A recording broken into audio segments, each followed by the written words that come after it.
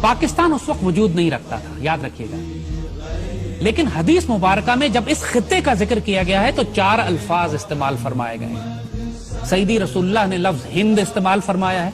सईदी रसूलुल्लाह की बड़ी मशहूर हदीस शरीफ है जिसका मफहूम है कि मैं अरब हूं लेकिन अरब मुझ में से नहीं, मैं हिंद में से नहीं हूं लेकिन हिंद मुझ में है।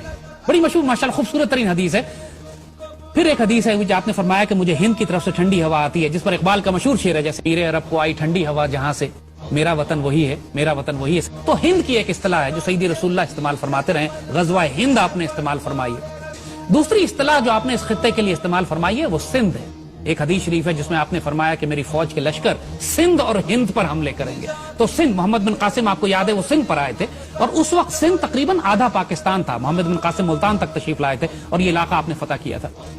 फिर जो लफ्ज आपने इस खित्ते के लिए इस्तेमाल किया है वो मशरक है, जनरली ईस्ट, मशरक की जानिब से। वहां मशरक से आपने फरमाया कि मुसलमान लश्कर भी उठेंगे जिनमें इमाम मेहदी होंगे, और आपने ये भी फरमाया कि खवारिज का फितना भी यहीं से उठेगा। और आज आप देखते हैं कि खवारिज का फितना इसी इलाके से उठा हुआ है, पाक फौज उसको सरकूबी कर रही है।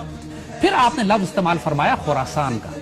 खुरासान में भी जो हदीस मुबारका है आपने उसमें जो लफ्ज इस्तेमाल फरमाया कुबिला खुरासान या कबल खुरासान, जिसको जो मर्जी अराब लगा लें आप, अराब पे अगर आप इख्तिलाफ करते हैं, यानी खुरासान से पहले या खुरासान की जानिब, ये दोनों लफ्ज इस्तेमाल हुए हैं। और एक आध हदीस में खुरासान का लफ्ज भी इस्तेमाल हुआ है। जो पाकिस्तान का शुमाली हिस्सा है, बलूचिस्तान से लेकर पूरा हमारा फ्रंटियर ट्राइबल एरिया से लेकर पूरा नॉर्दर्न पाकिस्तान, ये भी खुरासान है।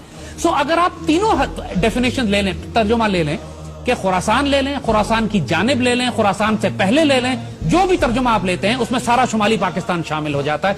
और मशरिक जब कहते हैं तब भी पाकिस्तान शामिल होता है, हिंद जब कहते हैं तब भी पाकिस्तान शामिल होता है, क्योंकि हिंद जो है अब तकसीम होकर मुशरिक हिंद और मुस्लिम हिंद में तब्दील हो गया। सईदी रसूलुल्लाह ने जनरल डायरेक्शन की बात की है, खुरासान की जानिब, फिर आपने फरमाया मशरिक की जानिब, फिर आपने फरमाया हिंद की जानिब।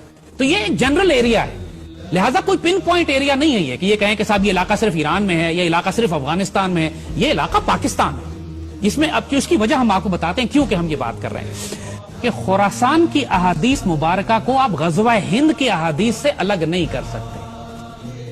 आप किसी सूरत में हुजूर सल्लल्लाहु अलैहि वसल्लम की वो अहादीस मुबारका जो सईदी रसूलुल्लाह ने हिंद के बारे में फरमाई हैं उनको, क्योंकि ये सारा इलाका एक ही है, हिंद, मशरिक और खुरासान, ये एक पैकेज है और अहादीस मुबारका इसमें आपस में जुड़ी हुई है। हिंद के बारे में एक बड़ी मशहूर हदीस है सईदी रसूलुल्लाह ने जो फरमाई, हम पढ़ के सुनाते हैं।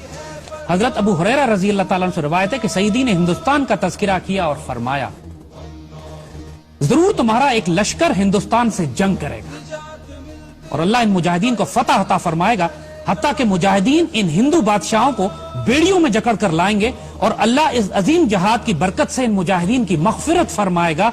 फिर ये मुसलमान वापस पलटेंगे तो ईसा अलैहिस्सलाम को शाम में पाएंगे। ये नोट कीजिएगा, बड़ी अहम बात है, इसलिए कि खुरासान वाली हदीस में भी इसका जिक्र आता है, लिहाजा हम इसको जोड़ेंगे इससे। इस पर हजरत अबू हुरैरा फरमाते हैं कि अगर मैंने ये गज़वा पाया, गज़वा हिंद पाया, तो मैं अपना सारा मालो असबाब बेच दूंगा और मैं उसमें शामिल हूंगा, और जब पलटूंगा तो मैं एक आजाद अबू हुरैरा हूंगा जो ईसा अलैहिस्सलाम को शाम में पाएगा। और फिर वो हुजूर से कहते हैं कि सईदी, क्या मैं ईसा अलैहिस्सलाम को ये बता सकता हूं कि मैं आपका सहाबी हूं? हुजूर इसमें मुस्कुरा पड़े, मासूम सवाल था, हुजूर मुस्कुरा पड़े, कहते हैं बहुत मुश्किल, बहुत मुश्किल। अब इसको याद रखिएगा, देखिए एक बात, सईदी रसूलुल्लाह ने इस एक हदीस में पूरी मिलिट्री स्ट्रैटेजी क्लियर कर दी है कि आइंदा आने वाले वक्तों में क्या होने वाला है। मुसलमानों की एक फौज हिंदुस्तान से जंग करेगी और पूरी दुनिया इस बात से वाकिफ है, इसमें किसी को डाउट नहीं है कि वो फौज पाक फौज है। ये पाकिस्तान सईदी रसूलुल्लाह ने अपनी निगरानी में तैयार करवाया था। ये बात हम इसलिए बड़े एतमाद से कह रहे हैं कि इस बात को डिफाइन करके, डिस्कस करके हम 1000 दफा खत्म कर चुके हैं। कायदे आजम को हुजूर की जियारत हुई, हुजूर ने हुक्म दिया कायदे आजम को कि हिंदुस्तान जाओ, तुमसे ड्यूटी लेनी है। खान अफ कल्लाद जब बलूचिस्तान को अलग करना चाह रहे थे पाकिस्तान से, तो खुद एक्नॉलेज करते हैं, उनके पोते ने एक्सप्रेस न्यूज पे मुबश्शिर लुकमान के प्रोग्राम में खुल के सामने आके कहा है कि हमें हुजूर ने डायरेक्ट हुक्म दिया था कि बलूचिस्तान को पाकिस्तान से मिलाओ, पाकिस्तान बन रहा है। बलूचिस्तान का सूबा भी अल्लाह के रसूल के हुक्म से जुड़ा हुआ है। अल्लामा शबीर अहमद उस्मानी को सईदी रसूलुल्लाह की ख्वाब में ज़ियारत की, उन्होंने फरमाया कायदे आज़म मेरा सिपाही है, इसके साथ शामिल हो जाओ जाके। कायदे आज़म इकबाल के ख्वाब और मिशन और विजन जो था उसकी बुनियाद पर बना। नेमतुल्लाह शाह वली ने आज से 600 साल पहले जब बिशारतें दी हैं इस खित्ते के हवाले से, तो उन्होंने मोमिनान गरबी का जिक्र किया है। मगरबी पाकिस्तान के मुसलमान जो हैं वो हिंदुस्तान पर फातिहाना गाजियाना कब्जा करेंगे। तो इसमें किसी को डाउट ही नहीं है कि کہ یہ پاکستان جو سیدی رسول اللہ نے اپنی نگرانی میں تیار فرمایا ہے، جس کو غزوہ ہند کے لیے تیار کیا گیا ہے، یہی لشکر ہوگا، یہی پاکستان آرمی ہوگی جو سیریا جائے گی، شام جائے گی، اس وقت جب آخری زمانے میں اسرائیل کے ساتھ ایک فائنل بیٹل ہوگی۔ اور یاد رکھیے گا کہ پاکستان آرمی کی تربیت اللہ پچھلے کئی برسوں سے اس کام کے لیے کروا رہا ہے۔ ہم مسلم دنیا کی واحد آرمی ہیں جو غزوہ ہند بھی لڑ رہی ہے، ہم انڈیا سے بھی لڑ رہے ہیں، ہم خوارج کے خلاف بھی لڑ رہے ہیں، اور ہم یہودیوں کے خلاف شام میں لڑ چکے ہیں۔ پاکستان ایئر فورس شام جا کے اسرائیلیوں کو مار کے گرا چکی ہے، اور آنے والے وقتوں میں پچھلے دنوں ابھی فلسطین میں ایک زبردست مظاہرہ ہوا تھا جس میں فلسطینیوں نے پاکستان آرمی کو دعوت دی تھی کہ آپ آئیں اور ہمیں آزاد کرائیں۔ تو یہ یاد رکھیے گا کہ اس خطے سے، خراسان سے، مشرق سے، ہند سے 2 فوجیں شام نہیں جائیں گی۔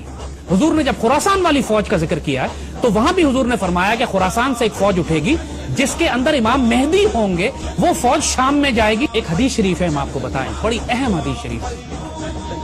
میرے آقا سیدی رسول اللہ صلی اللہ علیہ وآلہ وسلم نے بالکل واضح بتا دیا تھا کہ عربوں میں جنگیں در جنگیں ہوں، عرب دنیا تباہ و برباد ہو جائے گی۔ حدیث شریف میں ذکر آتا ہے کہ عرب جب بالکل جنگوں میں گھر جائیں گے، بے اختیار جنگیں ہوں گی عربوں کے اوپر، اور پورا عرب جو ہے حالت جنگ میں ہوگا، کوئی مستحکم حکومت وہاں نہیں ہوگی۔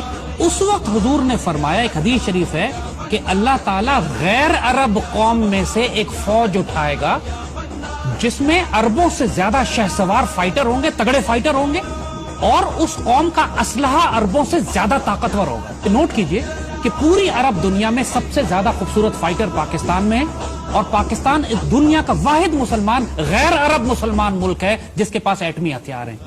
یہ بھی بشارت پاکستان کے لیے سیدی رسول اللہ دے چکے ہیں عربوں کی حفاظت کے لیے۔ اور آپ نوٹ کریں گے کہ پچھلے 30 سال سے جب بھی عربوں کو خطرہ ہوا ہے، ان کی حفاظت کے لیے یہی غیر عرب فوج گئی ہے جس کے ہتھیار عربوں سے بہتر تھے، جس کے فائٹر عربوں سے بہتر تھے۔ اللہ اکبر، یہ پاک فوج ہی تو